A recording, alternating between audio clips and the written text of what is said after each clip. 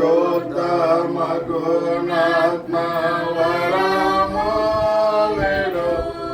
ఆత్మ పరిశుద్ధ మగునాత్మ వరములెడు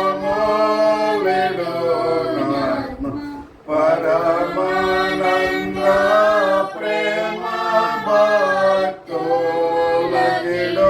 మాం పరమానంద ప్రేమ పరమానంద ప్రేమ పరమానంద ప్రేమ భక్తులకిడు మాం పరిశుద్ధ పరిశుద్ధ పరిశుద్ధ ప్రభువం వరదూతలైన నిర్వాణింపగలరం జనక కుమారాత్మలను నేకదేవా జనక కుమారాత్మలను నేకదేవం గణ మహిమా చెల్లును ధనరా నిత్యముగం గణ మహిమా చెల్లును గణ మహిమా చెల్లును గణ మహిమా చెల్లును ధనరా నిత్యముగం పరిశుద్ధ పరిశుద్ధ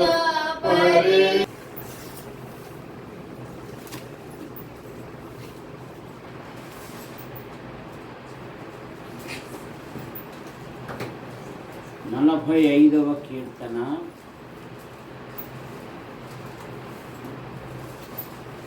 పదవచ్చు. కుమారి ఆలకించుము, ఆలోచించి చెవి ఎగ్గుము. ఈ రాజు నీ ప్రభువు, అతడు నీ సౌందర్యమును కోరినవాడు. అతనికి నమస్కరించుము.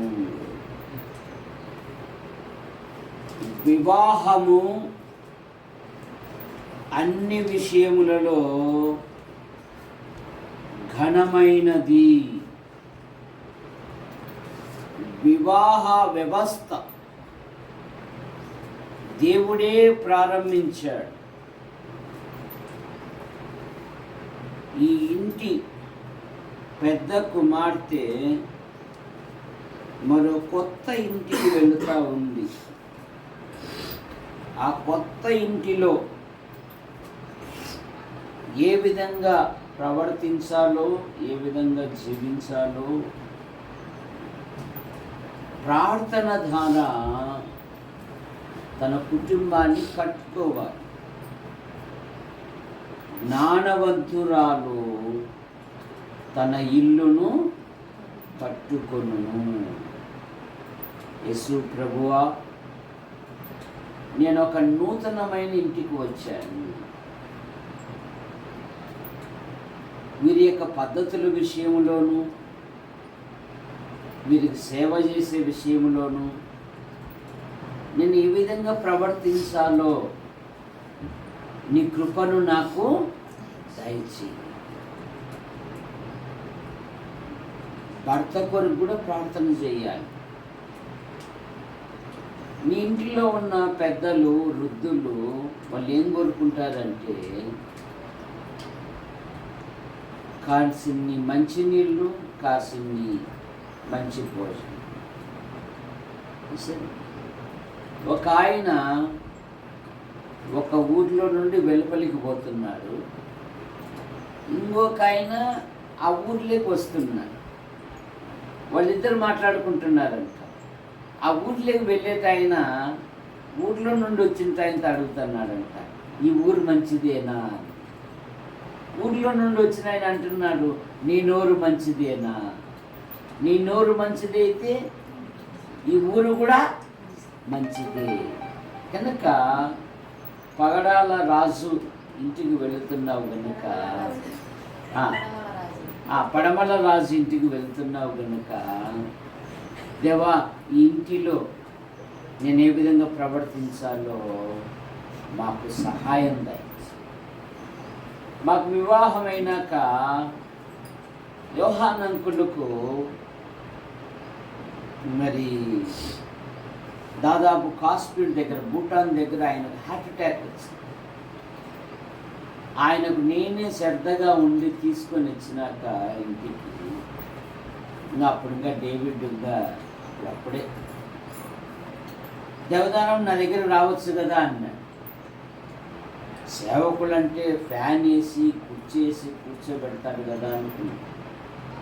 అటు పోయినాక ఆపు నిక్కరు పంచాయతీ చీపురు ఇచ్చినాడు. తెనాలి కంపౌండ్ అంతా చూసినారు కదా. ఆయనేమో రేడియో వార్త పెట్టుకుని ఉదయాన్నే వాకింగ్ చేస్తుంటాడు, నేనేమో కసు ఉడుస్తాను. ప్రభువా నేను సేవకునని వచ్చినాను, ఇక్కడ వెనక్కిపోతే ఓడిపోయినాను అనే పదం నాకు వస్తుంది. అలా రాకుండా ప్రతిదానిని చేయుటకు నాకు ఓర్పు దయచేయి, నాకు సహనము. మన ఇంటిలో నీ ఇంటిలో నువ్వు ఒక మహారాణిగా ఉండొచ్చు, కానీ నువ్వు పోయిన ఇంటిలో ఆ ఇల్లు నీదే గనక నువ్వే చక్కదిచ్చుకోవాలి. మా ఇంట్లో అది కాదబ్బా, మా ఇంట్లో ఇది కాదబ్బా, ఇవన్నీ మానేసేయాలి.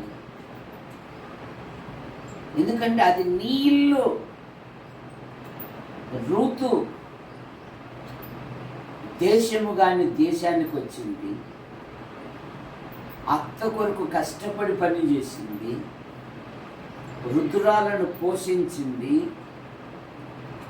యేసుక్రీస్తు వంశములో ఆమె పేరు రాయదు, ఉరికినే రాయరు. ఆమె యొక్క త్యాగం, ఆమె యొక్క శ్రమ, ఆమె యొక్క జీవిత విధానం కనుక యేసు ప్రభువా ఈ ఇంటికి వచ్చాను, ఈ ఇంటిలో ఏ విధంగా ప్రవర్తించాలో నీ కృపను దయచి, సహాయం దయచి. ఈడేమో 10 అయితన్నా లేగలేకుంటుంది, ఆడేమో 5కే లేపుతారు. ఫ్యామిలీ ప్రేయర్, మా ప్రేయర్ చేసుకుందాంగా. ఓకే, ఎప్పుడైతే ప్రార్థనకు బైబిలుకు ప్రాధాన్యత ఇస్తావో నీ జీవితంలో దేవుడు అద్భుతమైన కార్యాలు జరిగిస్తాడు. ఇంకొక మాట ఉంది, యోగ్యురాలు తన పెనిమిటికి కిరీటము. అసలు యోగ్యమైన మనస్సు, యోగ్యం అంటే మంచి మనస్సు, మంచిగా. అత్త ట్యాబ్లెట్లు వేసుకున్నావా, మమ్మ టీ రాత, లేదంటే మీ అలవాట్లు నాకు చెప్పాలి. నేను ఇప్పుడిప్పుడే కదా ఉద్యోగం నుండి సరాసరి మీ ఇంటికి వచ్చేసాను కాబట్టి నాకు ఏమైనా ఉంటే చెప్పు, నేను నేర్చుకుంటాను. నేను నేర్చుకోవడానికి నేను సిద్ధం. యేసుప్రభు అన్నాడు, నా కాడి ఎత్తుకొని నా యొద్ద నేర్చుకున్నది అన్నాడు. మరొక మాట, గుణవతి అయిన భార్య దొరుకుట అరుదు, అట్టిది ముత్యముల కంటే అమూల్యమైనది. నీ ప్రవర్తన ద్వారా ఆ వీధిలో వాళ్ళు కూడా ప్రభుకు లోపడతారు. అలా అమ్మాయి వచ్చిందండి, అసలు అమ్మాయి ఇంట్లో ఉందో లేదో అనే విషయం కూడా తెలియదండి మా కనల్లా. అర్థమైందా? అమ్మాయి ఇంట్లో ఉందో లేదో. అలా ఉండటం వలన నీ కుటుంబాన్ని దేవుడు ఒక ఉన్నతమైన వ్యక్తిగా చేస్తాడు, ఉన్నతమైన కుటుంబంగా తీర్చిదిద్దుతాడు. రెబెకా చూడు, ఆడ ఇంటర్వ్యూ జరుగుతూ ఉంది, ఆయన ప్రార్థన చేసి మౌనంగా ఉన్నాడు. రెబెకా చూసి, ఏదో నువ్వు పరదేశం మాదిరి ఉన్నట్లున్నావు, నీకును నీ ఒంటెలకును నీళ్ళు చేదదను, పొద్దు పోయేటట్లుంది, మా ఇంటికి రానింది. మా అమ్మ మా నాయన అడుగొస్తా, ఉండు ఓ మాట ఫోన్ చేస్తా అని అవన్నీ లేవు రెబెకా. ఎప్పుడైతే ఒంటెలకు నీళ్లు చేదిందో దేవుని స్నేహితుడు అన్నబడిన అబ్రహాం ఇంటికి ఏమైంది? కోడలైంది. కనుక నీ ఆధ్యాత్మిక జీవితంలో ప్రార్థన, వాక్య ధ్యానం, సమయం దొరికిన కొలది బైబిల్ చదువుకోవాలా. రేపు నువ్వు ఏమైనా అటు ఇటు అన్నావు, నీ సేవకుడు ఏం నేర్పినాడు అంటాడు. సరే, మీ అమ్మ ఏం నేర్పిందంటారు. కనుక అత్తమ్మ, నేను మీలో ఒక బిడ్డను అనుకో, నాకు మీ పద్ధతులు ఏంటివో నాకు చెప్పు, నేను నేర్చుకుంటా, నేను నేర్చుకోవడానికి ఇష్టపడతా అని ఈ మనసు ఎప్పుడైతే ఉంటుందో నీ కుటుంబాన్ని దేవుడు అంచెలంచెలుగా దీవిస్తాడు. అర్థమైందా? లోబడాలి, తగ్గింపు. దేవుడే పరలోకము నుండి దిగి వచ్చినప్పుడు నీ కుటుంబ వృద్ధి కొరకు తగ్గించుకొని ఎప్పుడైతే ఉంటావో నీ కుటుంబాన్ని ఉన్నతమైన స్థానంలో ఉంచుతాడు. ఇక ఫోను పక్కన పడేసేయాలా. ఆటిపోయినా కూడా ఇదేంటంటే మా కోడలు ఎప్పుడు ఫోన్ మీద ఉంటారు, ఒక్కసారి కూర్చొని నాతో కూర్చొని మాట్లాడదు అనేది వస్తుంది. అర్థమైందా? కొన్ని విషయాలు మానుకోవాలా, కొన్ని విషయాలు చంపుకోవాలా. కాబట్టి నీ కుటుంబం కట్టుకోవాలా. నీ కుటుంబం కట్టుకోవాలంటే ప్రార్థన, వాక్య ధ్యానము, వారికంటే ముందు లేచి ఇల్లు శుభ్రం చేయాలి. లేదంటే వాళ్ళకి అలవాటు ఏది ఉందో, టీ కానీ కాఫీ కానీ వాళ్ళకి చేసేయాలా. ఏమైంది, మీ అమ్మకు అంత బలం ఉంది, ఏం వండలేదంటానా, ఏం పెట్టలేదంటానా అని ఇవి ఎప్పుడైతే వస్తాయో సమస్యలు వస్తాయి. అర్థమైందా? అతమ్మ నేను పెడతానా, ఒకవేళ ఇందులో తప్పులు ఉంటే నాకు నేర్పి, నేను నేర్చుకుంటా. అదే మా కోడలు ఎంత మంచిదిగా నాకు నేర్పి అంటుంది, చాలు అంటారు. చూసారా, నీ మాటే నిన్ను ఉన్నతమైన వ్యక్తిగా చేస్తుంది. ఎందుకంటే ప్రతి శనివారం సంఘములో మీరు ఇంట్లో ఉండి కూడికలకు రాకపోయినా కూడా నేను విశ్వాసంతో ప్రార్థన చేస్తూనే ఉన్నాను. అది మీకు దేవునికి తెలుసు. అర్థమైంది? కూడికలు మా కిషోర్ బాబు ఒక్కరోజు కూడా అట్లా ఆ కాలు పెట్టనే పెట్టాడు, అయినా ప్రేయర్ చేస్తూనే ఉన్నా. ఎందుకు? ఇది సంఘం కానీ.